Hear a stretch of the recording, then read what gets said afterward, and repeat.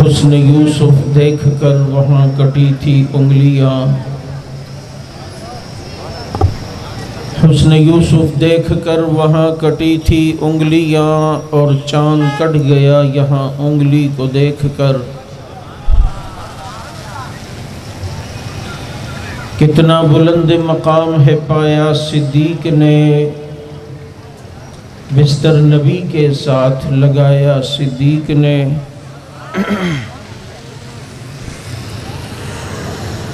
اور جسے پتہ ہی نہیں اپنے باپ کا، وہ کیا بگاڑ لے گا عمر بن خطاب کا۔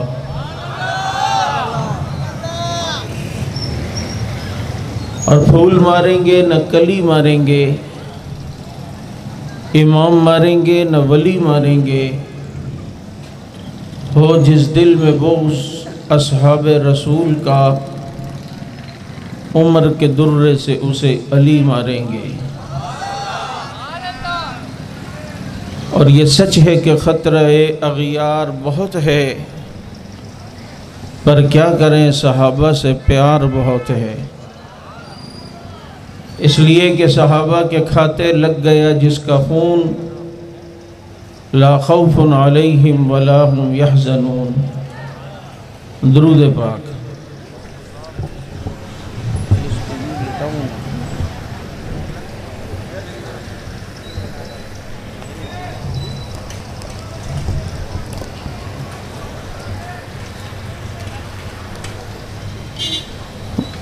بھائی پہلے یہ بتاؤ کہ سننا کس کس نے؟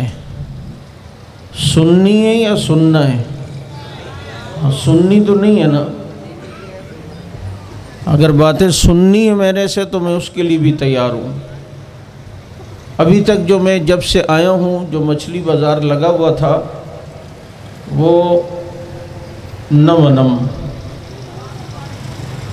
اس لیے یہاں والے بھی سکون سے، وہاں والے بھی سکون سے۔ اور جس نے اٹھ کے جانا ہے، جس کو پتہ ہے مثانے کی کمزوری ہے، مردانہ طاقت کم ہے اور پیشاب بار بار آتا ہے، تو وہ اٹھ کے چلا جائے ابھی سے۔ اور یہ موبائل والے بھائی تم بھی بیٹھو ادھر، تو یہ جو بیچ میں چلتے ہوئے آ رہے ہیں یہ بھی کہیں بیٹھ جائیں۔ شاباش۔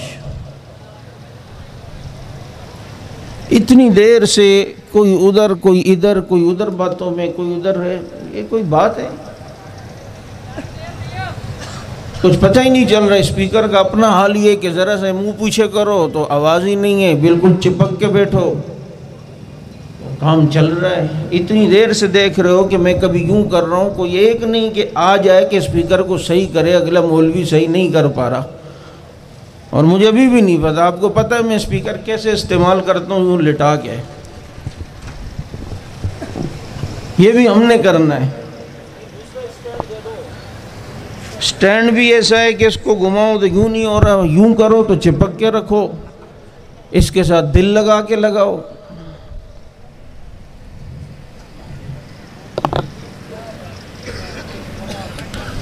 جلسہ ہے، اتنا خرچہ ہوا ہے، مخالفت سہ کر یہ پروگرام ہوا ہے، اور کوئی ادھر گپے میں، کوئی ادھر سے اٹھ کے ادھر جا رہا ہے، کوئی ادھر سے اٹھ کے ادھر جا رہا ہے، جیسے پتہ نہیں شادی حال میں آئے میں۔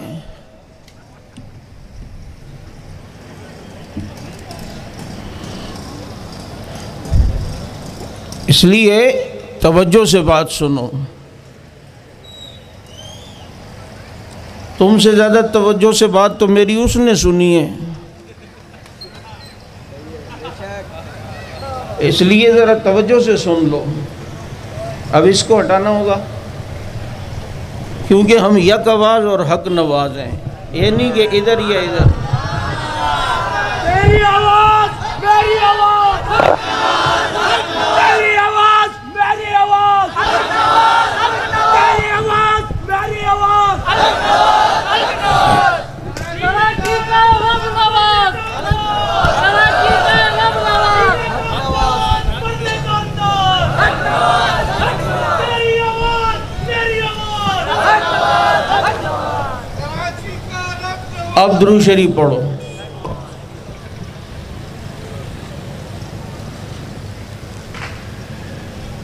ویسے یہ کالے مائک کے ساتھ سفید والا چلو مائک میں چل جائے گا، باقی اور جگہوں پہ نہیں چلے گا۔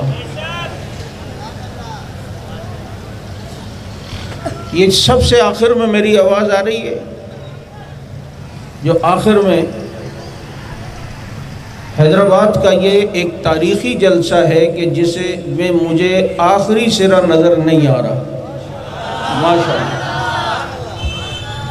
تا حد نگاہ لوگ ہی لوگ ہیں، اور میں بھی پنڈال کے شروع سے ادھر گاڑی میں یہاں تک آیا ہوں تو ماشاءاللہ ہی ماشاءاللہ کر رہا ہوں کہ اتنا بڑا پنڈال۔ یہ آپ حضرات کی اس مشن سے محبت کی نشانی ہے، اور یہ دلیل ہے کہ دنیا میں پاکستان میں دیکھو نہ کیا ہو رہا ہے، کوئی پکڑ رہا ہے، کوئی پکڑا جا رہا ہے، کسی کے سر پہ بالٹی ہے، کسی کے پاؤں میں راڈ ہے، کوئی عدالت تک ویل چیئر پہ آ رہا ہے، جیل تک پیدل چل کے جا رہا ہے، کوئی مطلب سب کچھ ہو رہا ہے نا، اور ان کو کسی طرف توجہ اور پرواہ ہی نہیں ہے، انہیں پرواہ ہے تو واہ صاحب واہ۔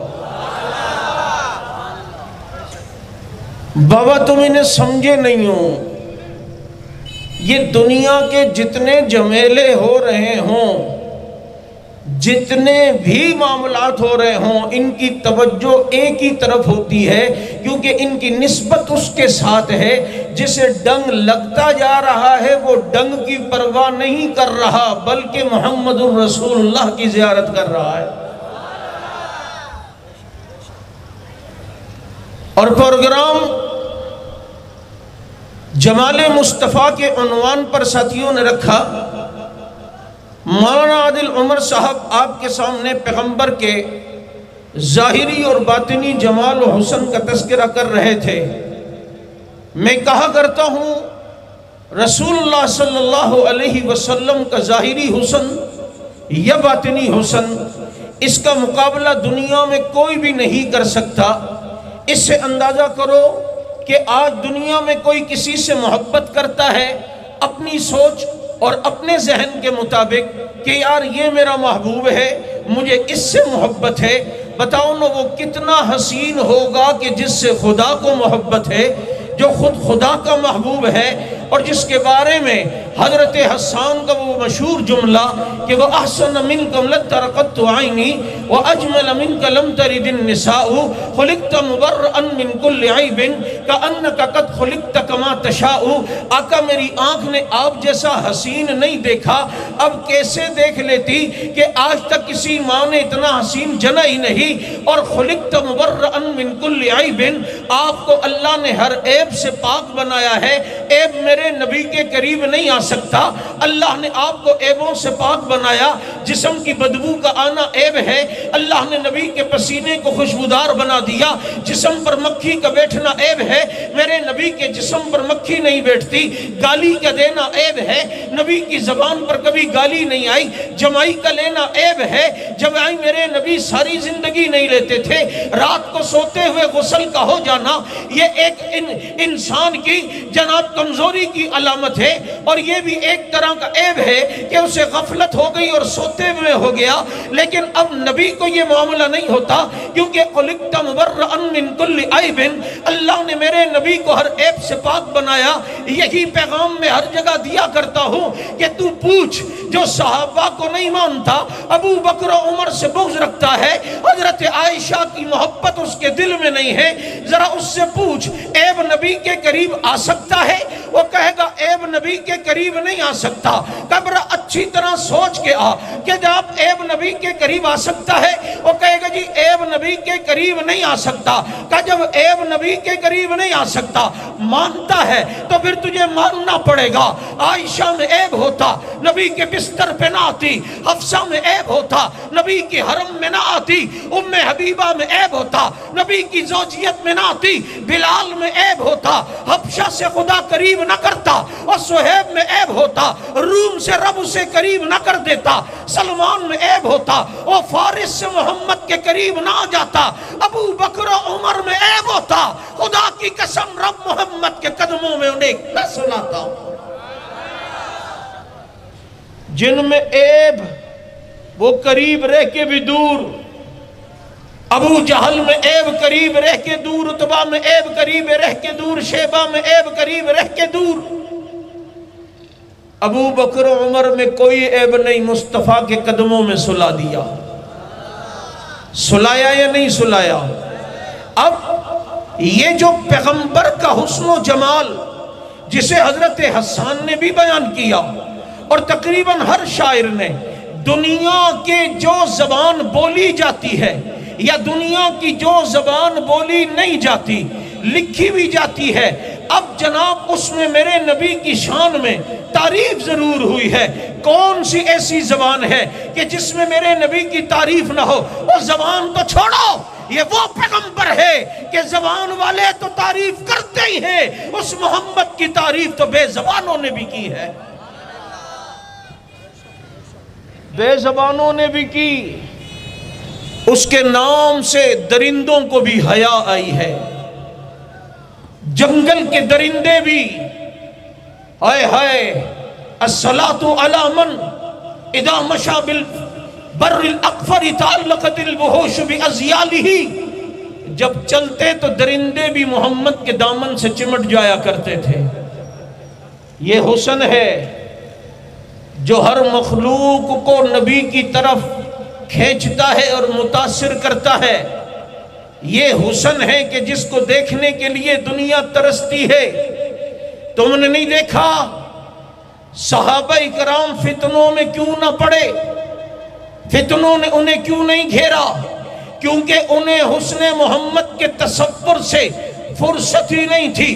ہر وقت حسن محمد کا تصور ان کے سامنے تھا، جبھی دنیا کی کوئی طاقت انہیں متزلزل نہ کر سکی، ان کے قدموں کو ڈگمگا نہ سکی۔ کیا تم نے نہیں دیکھا وہ جو رومی جن کو صحابہ فتح کرتے کرتے روم کے دارالحکومت تک پہنچنے کے قریب ہیں، سوچ میں پڑ گئے یہ فاتح بنتے ہیں، ان کے پیٹ پہ پتھر ہوتے ہیں، تلواروں پہ چیتھڑے ہوتے ہیں، لیکن یہ پھر بھی فاتح بنتے جا رہے ہیں۔ وجہ کیا ہے؟ ان کے پادریوں نے کہا انہوں نے اپنے رب کو راضی کیا ہے، کسی طرح ایسا سسٹم کرو کہ ان کا رب ان سے ناراض ہو جائے۔ جب ان کا رب ان سے ناراض ہوگا تو پھر ان کی طرف مدد نہیں آئے گی، جب مدد نہیں آئے گی تو ہم ان پر غلبہ حاصل کریں گے۔ تو کہا طریقہ کیا ہوگا؟ کہا ابھی روم کے اس شہر سے ان کے 10,000 کے لشکر نے گزرنا ہے، تم راستے کے دونوں طرف عریانی لباس میں لڑکیوں کو کھڑا کر دینا۔ چنانچہ گزرتے ہوئے کوئی تو نظر اٹھا کے دیکھے گا، جب دیکھے گا تو بد نظری ہوگی، جب بدنی نظری ہوگی تو خدا ناراض ہوگا، جب ان کا خدا ناراض ہوگا تو ان سے مدد اٹھ جائے گی، جب مدد اٹھ جائے گی تو ہم ان پر فاتح ہو جائیں گے۔ کہا یہ بہت اچھا طریقہ ہے۔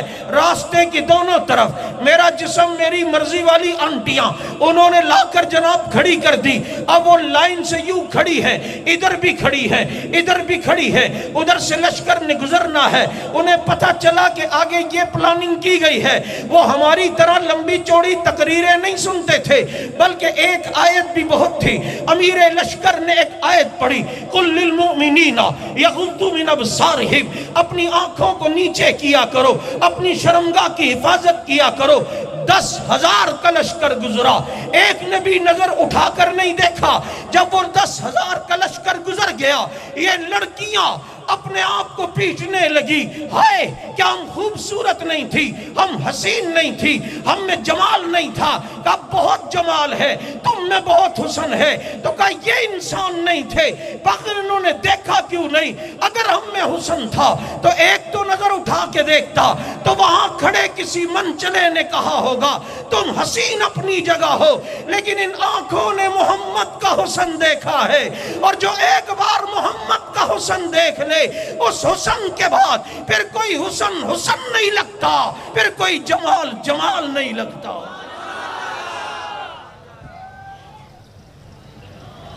یہ وہ آنکھیں ہیں جو اس حسن کو دیکھتی تھیں۔ آج تو خواب میں نبی کو دیکھے تو خوش نصیب، جو براہ راست دیکھتے تھے وہ کتنے خوش نصیب۔ اور تمہیں بتا دوں، پتہ نہیں تم اس ذوق میں بیٹھے ہو یا میری تقریر نہ ضائع کرو، صرف یہ نہیں دیکھتے تھے بلکہ آقا بھی دیکھتے تھے، اور صرف دیکھتے نہیں تھے، توجہ، اچھا دیکھتے کیوں تھے؟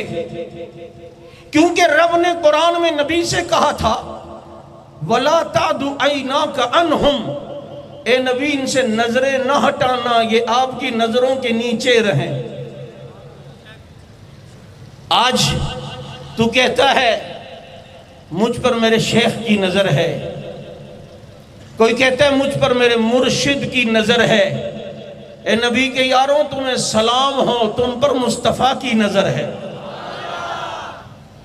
وَلَا تَعْدُ عَيْنَاكَ عَنْهُمْ، یار تم قرآن کی جملے کے مزے نہیں لے رہے، اے نبی ان سے نظریں نہ ہٹانا، یہ آپ کی نظروں میں رہیں، آپ کی نظر شفقت میں رہیں۔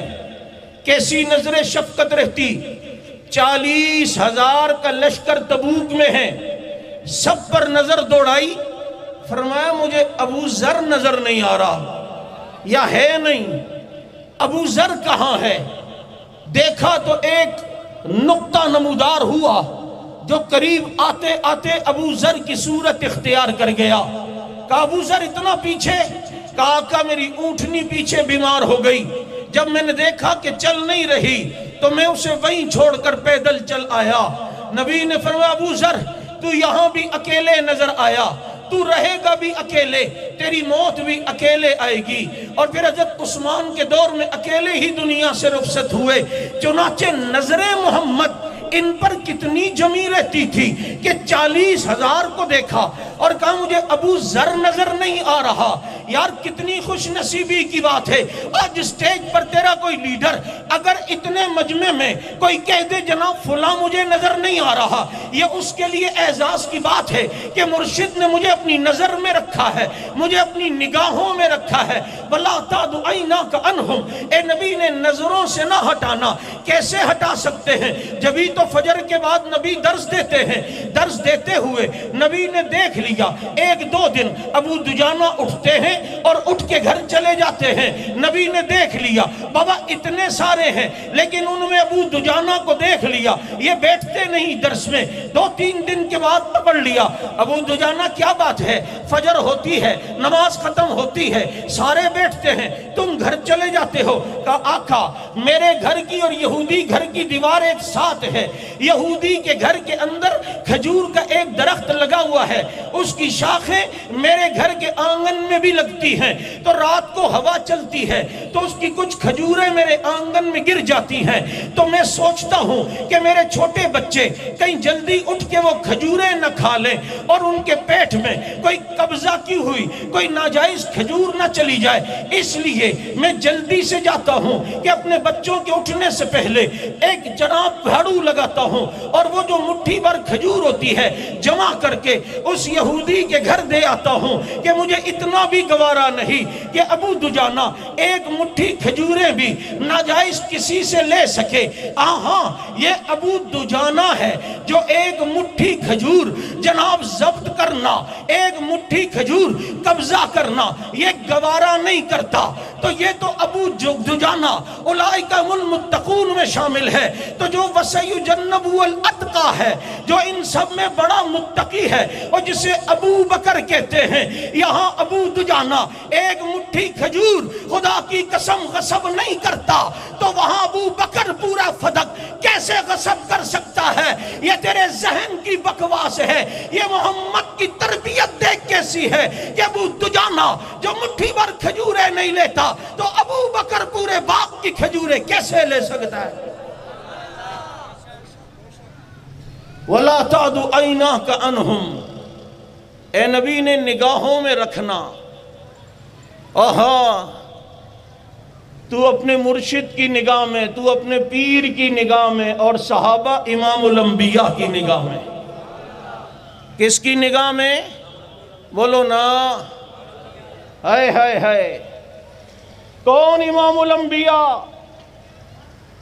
یہ چاند دیکھ کے یاد آیا کہ حسن یوسف دیکھ کر وہاں کٹی تھی انگلیاں، اور چاند کٹ گیا یہاں انگلی کو دیکھ کر۔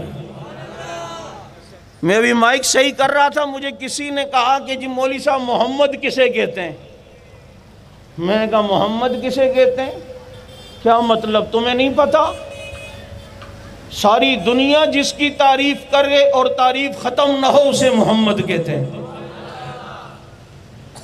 ہاں ہاں، وہ جو پتھر پہ لاٹھی مارے اور پتھر کے ٹکڑے ہو جائیں اسے موسیٰ کہتے ہیں، اور جو انگلی کا اشارہ کرے چاند کے ٹکڑے ہو جائیں اسے محمد کہتے ہیں۔ جو پورا آگ میں چلا جائے اور آگ اثر نہ کرے اسے ابراہیم کہتے ہیں، اور جس کے ہاتھ دسترخوان پہ لگے اور دسترخوان کو آگ اثر نہ کرے اس ہاتھ والے کو محمد کہتے ہیں۔ جس کا تخت اڑے تو آسمان کے نیچے اڑے اسے سلیمان کہتے ہیں، اور جس کا تخت عرشوں سے بھی اونچے اڑے اسے محمد کہتے ہیں، اور جس کو دیکھنے والے اپنی انگلیاں کاٹے اسے یوسف کہتے ہیں، اور جس کو دیکھنے والے اپنی گردنیں کٹوا دے اسے محمد کہتے ہیں۔ اسے کیا کہتے ہیں؟ بولو۔ سارے پیچھے ہوں اور وہ معراج میں آگے ہو اسے محمد کہتے ہیں۔ سارے پیچھے ہوں اور وہ آگے ہو اسے بولو۔ بھائی معراج میں کون آگے تھا؟ آسان ہوئی نا؟ کس نے دی تھی؟ کہاں سے شروع ہوئی تھی؟ بیچ میں کچھ تھا؟ اشہدو ان محمد الرسول اللہ کے بعد کچھ تھا؟ سوچ لو۔ اشہدو ان علی الہ رسول اللہ کچھ تھا؟ حی علی الفلاح کے بعد کچھ تھا؟ کیا پتہ حی علی خیر العمل ہو؟ نہیں تھا۔ یہ پھر کہاں سے آ گیا؟ یہ پھر کہاں سے آ گیا؟ اچھا پھر جبریل نے آذان دی اشہدو ان لا الہ الا اللہ اشہدو ان محمد رسول اللہ، جز کتنے تھے ان کلموں میں؟ میں نے کوئی مشکل سوال پوچھ لیا ہے، کتنے جز تھے؟ تو یہ زیادہ کہاں سے آ گئے؟ دیکھو بھائی، مرزا جو ہے نا یہ کہتا تھا میں نبی ہوں، حالانکہ پکا بے ایمان تھا۔ یہ تو پتہ ہے نا تمہیں؟ تم سے کوئی پوچھے نا نبوت کی ڈیفینیشن کیا ہے، نبی کی تعریف کیا ہے، تو اسے نہ کہنا کہ وہ معصوم انسان کہ جس کی طرف خدا وحی نازل کرتا ہے اسے نبی کہتے ہیں۔ وہ کہیں گے مرزا بھی ایسا ہی تھا۔ تم سے کوئی پوچھے کہ نبی کسے کہتے ہیں، تم کہنا کہ معراج میں جس نے میرے نبی کے پیچھے نماز پڑھی اسے نبی کہتے ہیں۔ معراج میں جس نے میرے نبی کے پیچھے نماز پڑھی اسے نبی کہتے ہیں۔ اب بتا یہ گاواں تھا ادھر، یہ کانا تھا وہاں؟ اور پھر اگلی بات، جو بھی نبی آیا اس کا نام مفرد ہے۔ آدم مفرد، نوح مفرد، موسیٰ، ابراہیم، عیسیٰ، شیس، لوط، عیسیٰ، محمد صلی اللہ علیہ وسلم، نام مفرد ہیں۔ سچے نبی کی نشانی ہے کہ ایک نام والا، یعنی مفرد۔ القابات وہ الگ چیز ہے، نام ایک ہے۔ مرزا کا کیا نام ہے؟ مرزا غلام احمد قادیانی، کانا، دجال اور پتہ نہیں ڈیش ڈیش ڈیش، مفرد۔ اسی طرح میرے بھائی آدم سے لے کر محمد تک نام نبیوں کے مفرد ہیں، تو آدم سے لے کر محمد تک کلمے بھی نبیوں کے صرف 2 جز والے نہیں۔ لا الہ الا اللہ آدم صفی اللہ، لا الہ الا اللہ نوح نجی اللہ، لا الہ الا اللہ موسیٰ کلیم اللہ، لا الہ الا اللہ ابراہیم خلیل اللہ، لا الہ الا اللہ اسماعیل ذبیح اللہ، لا الہ الا اللہ موسیٰ کلیم اللہ، لا الہ الا اللہ عیسیٰ روح اللہ، لا الہ الا اللہ محمد الرسول اللہ۔ نبیوں کے اصل نبی وہ جس کا نام مفرد تھا، اصل کلمہ بھی وہ جو 2 جز والا تھا. دیکھو کہ نام مفرد نہیں بہت سارے، وہ نبی بھی نہیں. دیکھو کہ کلمہ بھی بہت جز والا، وہ کلمہ بھی نہیں. کچھ بات سمجھ آ رہی ہے یا نہیں آ رہی؟ وہ کلمہ بھی نہیں، یہ 2 جز والا ہے. اور یہی وہ کلمہ ہے جو نبی نے اپنے یاروں کو پڑھایا اور یاروں نے ساری دنیا کو پڑھایا. خود علی المرتضیٰ نے یہی کلمہ سب کو پڑھایا یا نہیں پڑھایا؟ بولو. اب یہ کلمہ آج تک یوں ہی ہے. اس لیے یاد رکھو یہ دین بہت آسان ہے. اگر کوئی سمجھنا چاہے، جتنا وہ دین تھا سارا سمیٹ کر حجۃ الوداع کے موقع پر نبی نے صحابہ کی جھولی میں ڈال دیا. کس کی جھولی میں؟ بولو. یہ شوال کا مہینہ چل رہا ہے اور تمہیں پتہ ہے شوال کے مہینے میں احد کی ایک جنگ ہوئی جسے جنگ احد کہتے ہیں. غزوہ احد، کیا عظیم جنگ، مسلمانوں کو وقتی شکست ہوئی، اس کے بعد اللہ نے دائمی فتح عطا فرما دی. میں اس کی تفصیل میں نہیں جاتا، لیکن بہت سے لوگ حضرات صحابہ کرام پر تبرہ کرتے ہوئے اعتراض کرتے ہیں، جی وہ ٹیلے کے اوپر تھے، نیچے آئے مال کے لیے، مال غنیمت جمع ہو رہا تھا. اگر تم سے کوئی یہ بات کہے تو تو اس سے بول کبھی جہاد کیا ہے؟ وہ کہے گا کیا تو کبھی نہیں، شہادت کی دعا مانگتا رہتا ہوں. اس کا کہنا مولوی صاحب جہاد میں تسی جانا نہیں، حلوے بے بم کسی پانا نہیں. تو گرتے ہیں شہ سوار ہی میدان جنگ میں، وہ طفل کیا گرے جو گھٹنوں کے بل چلے. کیونکہ الفاظ و معنی میں تفاوت نہیں، لیکن ملا کی اذاں اور ہے، مجاہد کی اذاں اور. کہو کہ جب تو نے کیا نہیں تجھے اس کے مسائل پتہ نہیں. یہ مال غنیمت کوئی تیرے ابا کی شادی میں لٹانے والے پیسوں کا نام تھوڑی ہے کہ جس بچے کے ہاتھ میں جتنے آ جائے وہ اس کے. سوال یہ کیا کرو کہ یہ صحابہ جو نیچے آئے وہ تو سمجھے جنگ ختم ہو گئی. نبی کی یہ مطلب تھا جب تک جنگ ختم نہ ہو وہ آ گئے.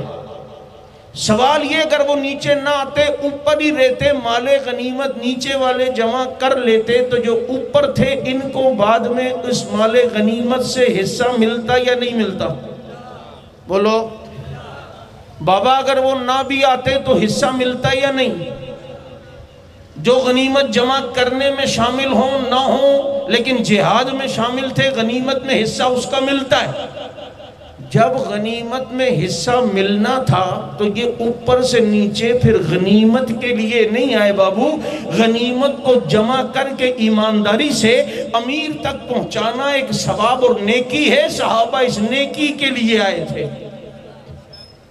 اس ثواب کے لیے آئے تھے. باقی کوئی کہے وہ پیچھے ہو گئے تھے تو اس کا جواب تو وہی مشہور حضرت حیدری شہید والا کہ کوئی کہے وہ پیچھے ہو گئے تو کوئی پھر کیا ہوا؟ بھئی وہ پیچھے ہو گئے تھے تو پھر کیا ہوا؟ نہیں وہ پھر آ گئے تھے. کھوتی دیا یہ بھی دسنا کہ آ گئے تھے. یہ پیچھے ہونا بھاگنے کے لیے نہیں تھا، یہ بقول اقبال پلٹ کے جھپٹنا، جھپٹ کے پلٹنا، لہو گرم رکھنے کا ہے ایک بہانہ. امریکہ آیا تھا،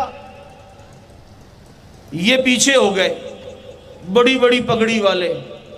وہ اتنے اوپر سے بمباری کرتا ہے، ان بیچاروں کے پاس کچھ بھی نہیں سوائے نسوار کے اور کاوا کے اور ایک ٹوپک کے.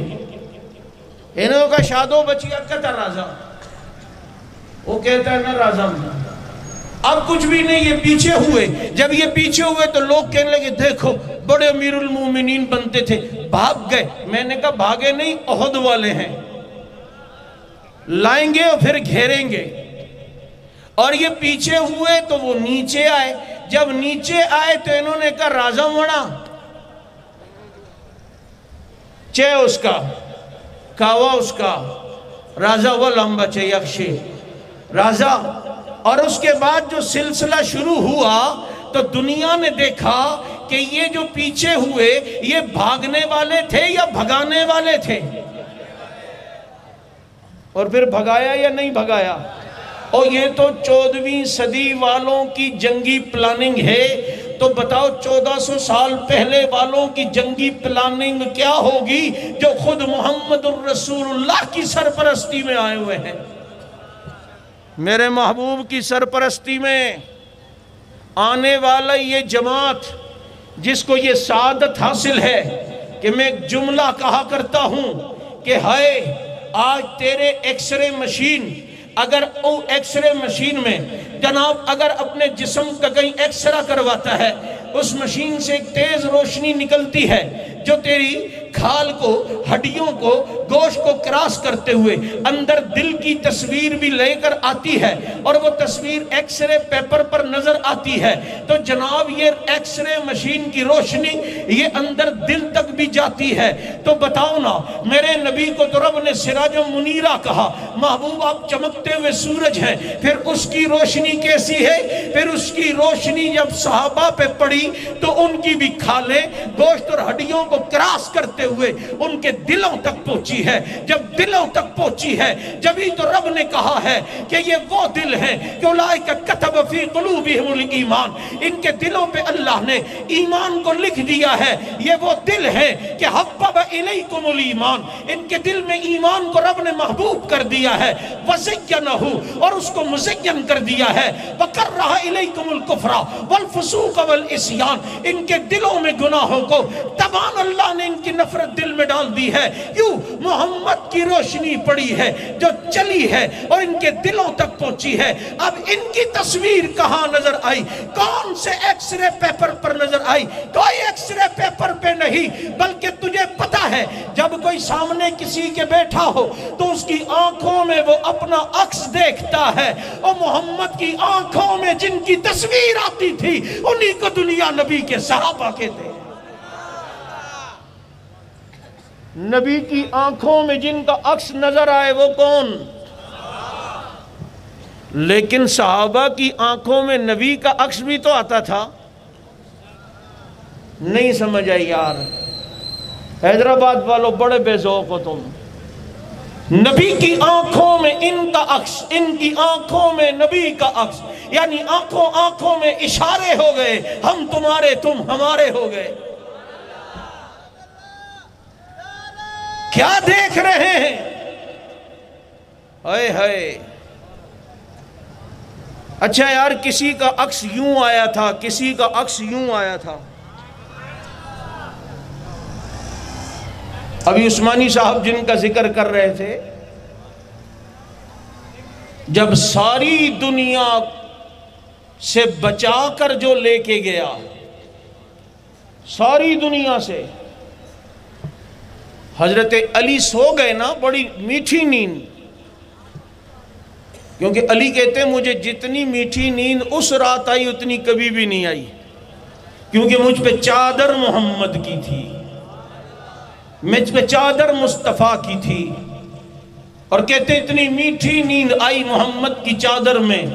وہ ایک رات جو علی نبی کی چادر میں سوئے انہیں اتنی میٹھی نیند آئے، تو ایک اور صحابی بھی ہے جسے دنیا معاویہ کہتی ہے، جب دنیا سے جانے لگا تو خادم سے کہا یہ صندوق کھولو، کھولا تو اندر سے چادر نکلی، کہا جب میں قبر میں اتار دیا جاؤں تو میرے اوپر یہ چادر رکھ دینا، کیوں؟ یہ چادر میرے نبی کی ہے، یہ میرے مصطفیٰ کی چادر ہے، تاکہ دنیا کو پتا چلے جو ایک رات سوئے محمد کی چادر میں نیند اسے بھی میٹھی آتی ہے، اور جو قیامت تک قبر میں محمد کی چادر میں سوئے نیند اسے بھی میٹھی آتی ہے، نیند اسے بھی۔ شاید یہی وجہ ہے کسی صحابی کے لیے یہ فضیلت نہیں ملتی جو حضرت معاویہ کے بارے میں کہ یبعث اللہ معاویہ یوم القیامہ وعلیہ رداء من نور الایمان، کہ معاویہ قیامت میں اس طرح اٹھے گا، اس کے چہرے، اس کے کندھے پر نور ایمان کی چادر ہوگی۔ لگتا ہے یہ وہی چادر محمد کی تھی جس کو لے کر معاویہ قبر میں سو رہا ہے۔ علی سو گئے. کسی نے تصورات میں پوچھا علی نبی چلے گئے, دشمن پیچھے ہے, اور آپ اتنی میٹھی نیند سو گئے کیوں؟ آپ کو فکر نہیں تھی کہ نبی کا کیا ہوگا؟ کہا فکر تو بہت تھی, لیکن میرے کان میں کہہ کے گئے میں ابو بکر کے پاس جا رہا ہوں, تو بے فکر ہو کہ اس لیے سویا ہوں کہ محمد کا پہرے دار ابو بکر ہے, کہ وہ جان دے دے گا لیکن محمد الرسول اللہ پر آنچ نہیں آنے دے گا, وہ میرے نبی پر آنچ نہیں آنے دے گا. اور پھر لے کے گئے, عثمانی صاحب بھی آپ کو غار تک لے کے گئے تھے نا, صدیق غار میں لے گیا, 3 دن جھولی میں سلایا, قیامت تک رب نے محمد کے قدموں میں سلا دیا. اور آج بھی پہرے دار کی صورت میں ہیں, اور رب نے قرآن کو 2 گتوں کے درمیان محفوظ کیا ہے, تو صاحب قرآن کو 2 سچوں کے درمیان محفوظ کیا ہے. آئیے ہم کسی ایسے شخص سے لڑائی لڑنا نہیں چاہتے, یا ایسی جماعت جو کہے کہ ہم صحابہ کو مانتے ہیں, تو ہمارا جب اس سے کوئی واسطہ, کوئی لڑائی, کوئی اختلاف نہیں, تو کسی قسم کے اختلاف کرنے کی ضرورت کیا ہے؟ راہ میں رکاوٹ ڈالنے کی ضرورت کیا ہے؟ بابو آؤ, بزبان حق نواز کہتا ہوں, عائشہ تیری بھی ماں ہے, عائشہ میری بھی ماں ہے, ہم اس ماں کے دوپٹے کے تحفظ کے لیے میدان میں نکلے ہیں. آؤ کل قیامت کے دن حضرت عائشہ کے سامنے اگر سرخرو ہو کے جانا چاہتے ہو تو اس کے محافظ بیٹا بن کے جانا پڑے گا. عظمت اصحاب رسول کی یہ جنگ الحمدہ چل رہی ہے, اور اللہ تعالیٰ نے ہر میدان میں کامیابیاں دی, آگے بھی انشاءاللہ کامیابیاں ملیں گی. آج پوری دنیا کے اندر حق نواز کی آواز کو اللہ نے اٹھایا, اور یہ ایک عالمی ایشو اب بن چکا ہے. اب یہ ہماری آواز صرف ایک شہر اور گاؤں اور ایک ملک کی آواز نہیں ہے, بلکہ یہ آواز اب عالم کی آواز ہے, یہ ساری دنیا کی آواز ہے. اب ساری دنیا میں یہ آواز اٹھ چکی ہے, سب جانتے ہیں حق پر کون ہے, باطل پہ کون ہے, سب جانتے ہیں وہ کون سا طبقہ ہے کہ جس نے اپنی ساری تاریخ کے اندر کبھی ایک دفعہ بھی نہ یہودیوں سے جنگ لڑی ہے, نہ عیسائیوں سے جنگ لڑی ہے, کسی غیر مسلم سے اس طبقے نے کبھی جنگ نہیں لڑی. اس کی جنگ ہمیشہ اسلامی ممالک کے خلاف رہی ہے, اسلامی خلفاء کے خلاف رہی ہے. اگر سلطان فتح علی خان سے غداری کرنے والا تھا تو یہی طبقہ تھا, ٹیپو سلطان سے غداری کرنے والا تھا تو یہی طبقہ تھا, ہلاکو سے مل کر 18 لاکھ مسلمانوں کا بغداد میں قتل عام کرنے والا تھا تو ابن القمی اسی طبقے سے تعلق رکھنے والا تھا. اور آج بھی شام میں جو قتل عام مسلمانوں کا کر رہا ہے, عراق میں جو قتل عام کر رہا ہے, وہ یہی طبقہ ہے. اس نے کبھی بھی کسی غیر مسلم طبقے سے جنگ نہیں لڑی, اس کی جنگ ہمیشہ مسلمانوں کے خلاف رہی ہے, جو اس کے سب سے بڑے باطل ہونے کی دلیل ہے. چیلنج ہے, ایک جنگ بتاؤ جو یہود و نصارہ سے کبھی لڑی ہو. کبھی نہیں. عباسی خلفاء آئے, ان کے خلاف یہ نکلے, عثمانی خلافت آئی, ان کے خلاف نکلے. اور آج جو اسلامی حکومت آئی ہے, شروع میں آئی تھی افغانستان میں ابھی, تو ایران جو بار بار پاکستان سے پنگے لیتا ہے, بلوچستان کے, کبھی کس سے, ان سے بھی لیا. شروع میں فائر بائر, وہ کہتے تھے ماڑا مکہ ہوا یار, تنگ مکہ ہوا, اس کو سمجھ ہی نہیں آ رہی. انہیں گولیاں مارنا شروع کی, اس نے نسوار لگا کے گولے مارنا شروع کیے. پھر فوراً دوسرے دن کابل میں آ کر ان کے چرنوں میں بیٹھے, یار غلطی ہو گئی, اب نہیں کریں گے. نے کہا ہم نے تم کو پہلے کہا تھا, پلٹ کے دیکھو ظالم, تمنا ہم بھی رکھتے ہیں, اگر تو سنگ مرمر ہے تو پتھر ہم بھی رکھتے ہیں. دل جلوں کو پڑا فلک سے کام نہیں, جلا کے راکھ نہ کر دیں تو صحابہ کے غلام نہیں. اس لیے ہر سوراخ میں انگلی نہ دیا کر, یہ انہوں نے اس کو کہا تھا، میں ایسی اردو میں ترجمہ کر رہا ہوں. ہاں ہر جگہ نہیں، احتیاط کیا کر.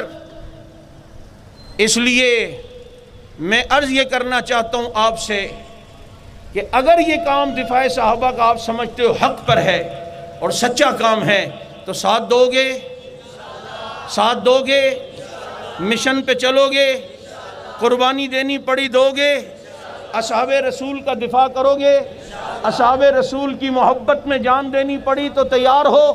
آؤ یہ کہتے ہوئے میدان میں کودو کہ فنا فی اللہ کی تہ میں بقا کا راز مضمر ہے، جسے مرنا نہیں آتا اسے جینا نہیں آتا. وما علینا